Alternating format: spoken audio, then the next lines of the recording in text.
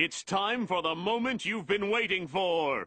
The mind is the most powerful tool that we have for trading. RSI, MACD, and moving averages pale in comparison to the power of a strong mind that's ready for trading. So in today's video, we're going to talk about the psychology of trading, why it's gone underappreciated for most traders, why psychology matters in the stock market, and some actionable steps that you can take in order to become a better trader using psychology.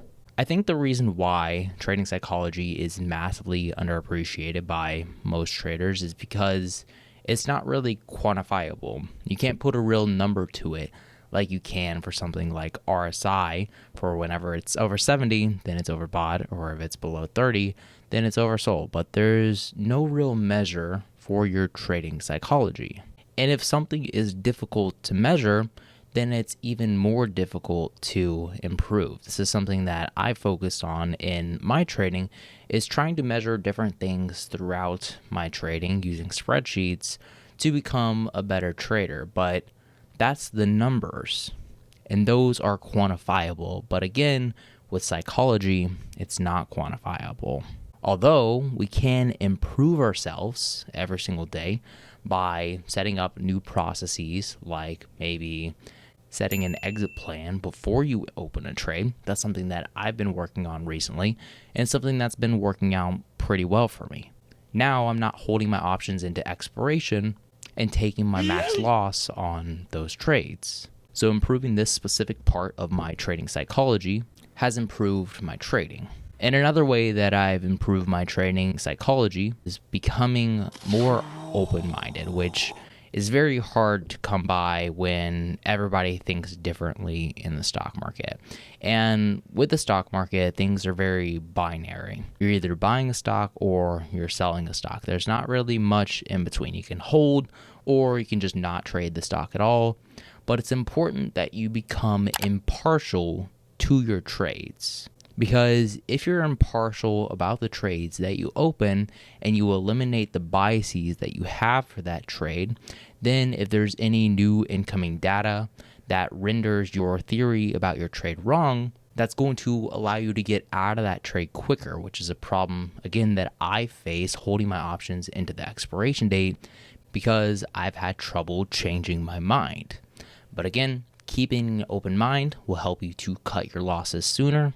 So this is an important aspect of trading psychology that you can improve. So trading psychology is kind of difficult to measure, and it's also really hard to improve, honestly, if you're not actually thinking about it, if you're not putting any effort into improving your mental state. Recently, I've been trying to focus on becoming the best man that I can for my wife, for my upcoming daughter, and that has transcended a little bit into my trading to where now I'm thinking a little bit more about my trades, thinking about how I can improve my trading, and that is going to inevitably make me a better trader because that's what I'm working towards. And again, this is a very difficult skill to practice if you don't put your mind to it. But if you can start putting your mind to being more mindful about your trades, then you are going to work towards progress in your trading. And this might all sound like a bunch of hippy-dippy bullshit, but it does matter. And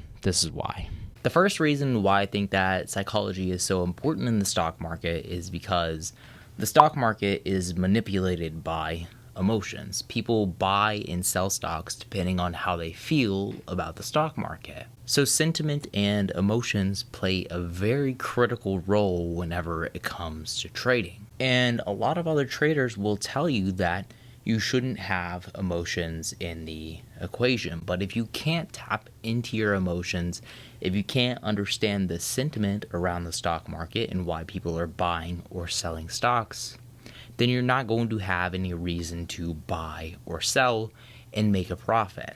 But once you can tap into that sentiment and understand why people are buying and selling stocks, that will help you to improve as a trader.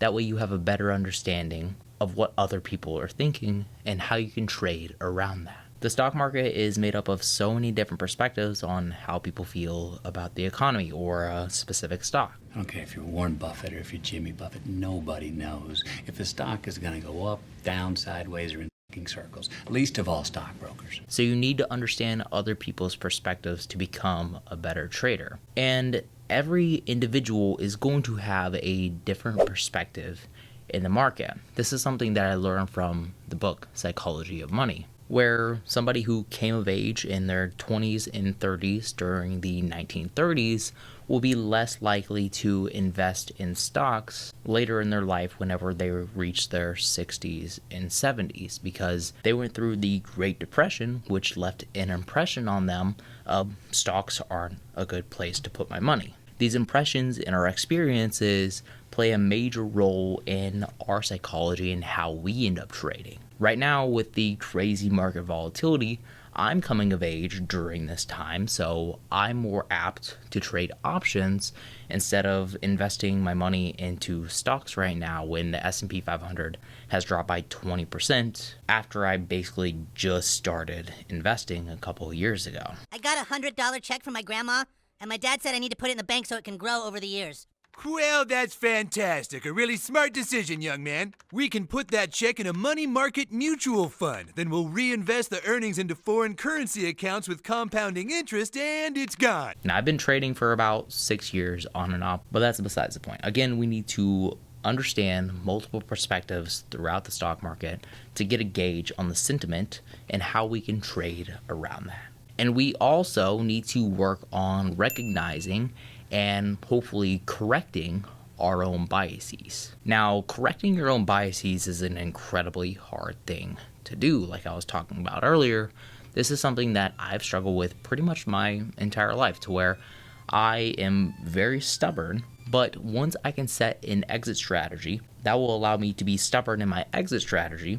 That way I don't hold my options into expiration. So that's a way that I try to avoid my own biases, is by setting up an exit plan before I enter my trade. And we also need to be able to recognize our own biases, see where we stand in the spectrum of bullish, bearish, whatever you want to call it. It's all a fugazi. And we need to be open-minded again, to where we can take in other perspectives. Because if you're more open to other perspectives, it's going to help you understand sentiment and again make you a better trader. And most of this that we've been talking about has been sort of theory, but I want to give you some actionable steps that you can take in order to improve your trading psychology and hopefully to make you a better trader.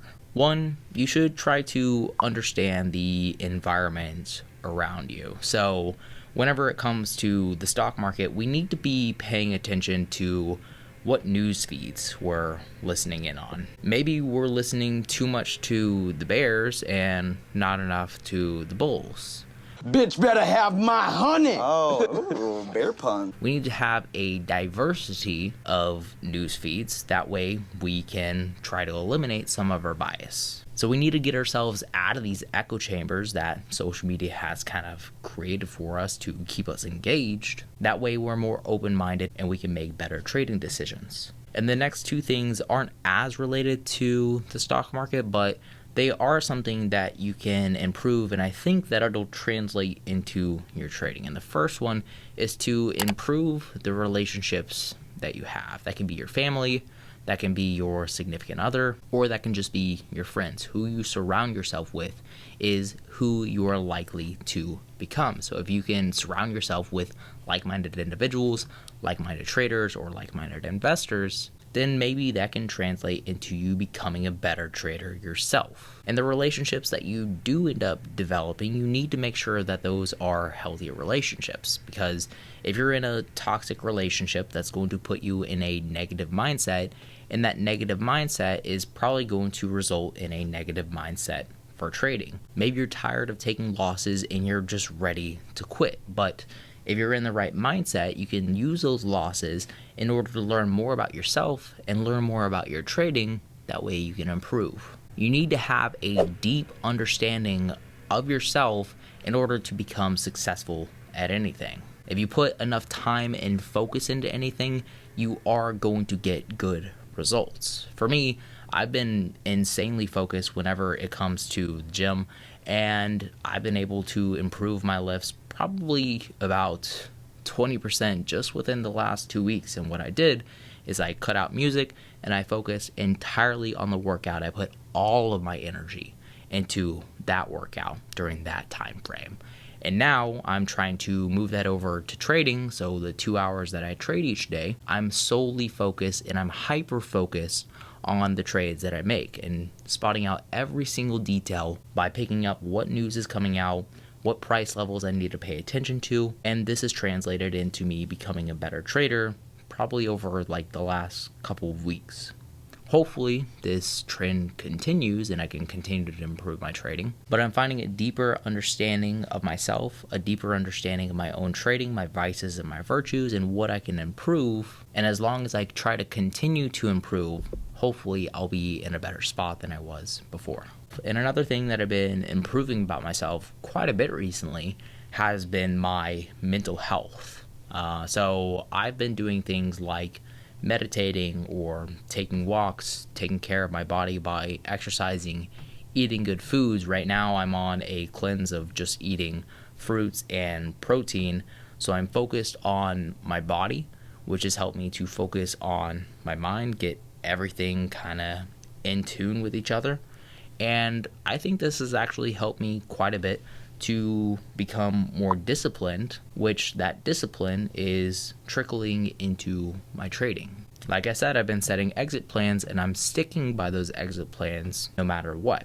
As long as a price level hits or if some sort of news comes out that renders my trade useless, then I'm out of that trade that second. I'm not going to wait anymore because that was my plan that I had set. And I need to stick with this to be disciplined as a trader. Discipline can really, really help you in trading and in life. So hopefully you can start to discipline yourself, become a better trader, improve your trading psychology, and hopefully that will translate into your trading to help you become a better trader. That's all I've got for you today. Thanks for making it all the way to the end of this video, and thank you to all my patrons for their support. And as always, remember to stay positive, stay green. I'll catch you in the next one. Bye, guys.